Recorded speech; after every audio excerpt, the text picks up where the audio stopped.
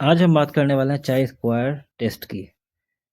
ये हमारे पास क्वेश्चन है, स्टैटिस्टिक में पूछा जाने वाला ये कॉमन सा सवाल रहता है। इसमें ज़्यादा कुछ करना नहीं होता है। सबसे पहले हम समझते हैं चाई स्क्वायर टेस्ट में करते क्या है। इसको करने के लिए सबसे पहले हमें जो काम करना होता है वो होता है निकालना फ्रीक्वेंसी, ठीक है, जिसको हम कहते हैं ई मतलब एक्सपेक्टेड फ्रीक्वेंसी। एक्सपेक्टेड फ्रीक्वेंसी को निकालने के लिए कुछ फॉर्मूलाज यूज़ किया जाता है। जो होता है row total into column total upon में ग्रैंड टोटल। मतलब टोटल रो कितना है, रो का सम, कॉलम जितना है उसका सम, अपॉन में ग्रैंड टोटल में टोटल कितने नंबर हैं उस सारे का सम। जैसे मेल हो गया agree B20 + 10 + 20 that is equal to 50 हो गया, ये आपको दिख रहा है।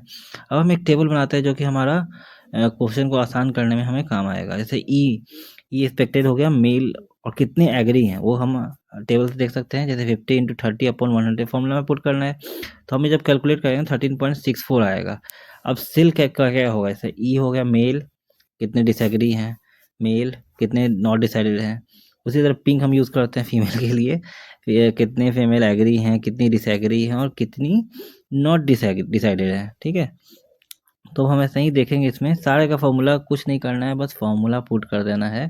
फॉर्मूला पुट करने के बाद हमें सारे ई को निकाल लेना है, ठीक है। ये सिंपल सा है, मैं डाइट कर दे रहा हूँ ताकि हमारा टाइम बच सके। इस टेस्ट में बहुत लोगों को स्टैटिस्टिक में प्रॉब्लम होता है, इसीलिए ये चीज़ करना पड़ रहा है। इस क्वेश्चन को मैं बेसिक से बता रहा हूँ इसीलिए। अब हमारा चाई स्क्वायर का फॉर्मूला क्या होता है, चाई स्क्वायर का समेशन वो observe value minus E upon E है उसका होल स्क्वायर ऊपर में है, ठीक है। ओ आई क्या है, ऑब्जर्व फ्रीक्वेंसी, ई हो गया एक्सपेक्टेड फ्रीक्वेंसी, और चाई तो आप जानते ही हो, चाई स्क्वायर टेस्ट इसको कहा जाता है। अब हम देखते हैं इस चाई स्क्वायर टेस्ट में को और आसान बनाने का तरीका तो नहीं है, लेकिन इस टेस्ट में हम कुछ टेबल बनाते हैं, ठीक है। जैसे एक्सेल हो गया, ऑब्जर्व फ्रीक्वेंसी हो गया, एक्सपेक्टेड फ्रीक्वेंसी हो गया, और ये फॉर्मूला तो आपके पास है ही। ये 5 नहीं, ये ई है, थोड़ा सा लिखने में गड़बड़ हो गया होगा मे बी।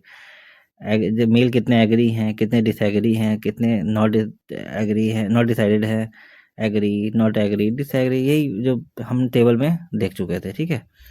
उसी तरह हम कुछ नहीं करेंगे, कितने हैं आप वैल्यू देख लिया आपने सारा। ऑब्जर्व वैल्यू हमें पता है, जो दिया हुआ वैल्यू उसी को हम ऑब्जर्व वैल्यू कहेंगे। एक्सपेक्टेड वैल्यू हमने निकाला था, जो मैं दिखाया आपको। फॉर्मूला में पुट करना है, सारे वैल्यू को निकालना है। जैसे हम पहला वाला करके दिखा रहे हैं आपको, ये वैल्यू हमारे पास आ गया है दोस्त। तो अब देखिए, अब हम डिग्री ऑफ फ्रीडम की बात करेंगे। ये सब तो नॉर्मल है, अब डिग्री ऑफ फ्रीडम की बात करेंगे। डिग्री ऑफ फ्रीडम का फॉर्मूला क्या था, रो -1 इंटू कॉलम -1। रो कितने हैं टोटल, 1 2, कॉलम कितने 1 2 3, ठीक है। 2 -1 into 3 -1 that is equal to 2 हो गया। अब हम देखेंगे डिग्री ऑफ फ्रीडम हमारा निकल गया।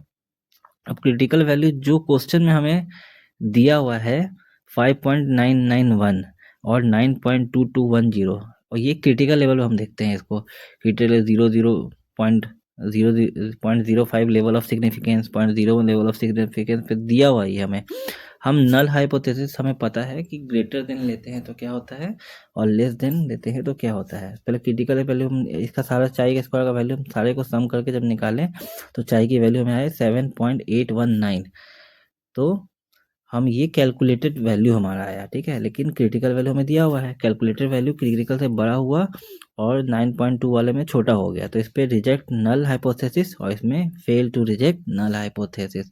जो लोग स्टैटिस्टिक पढ़ रहे हैं उन्हें ये पता है नल हाइपोथेसिस क्या होता है, उसके लिए मैं अलग से टॉपिक बनाऊंगा।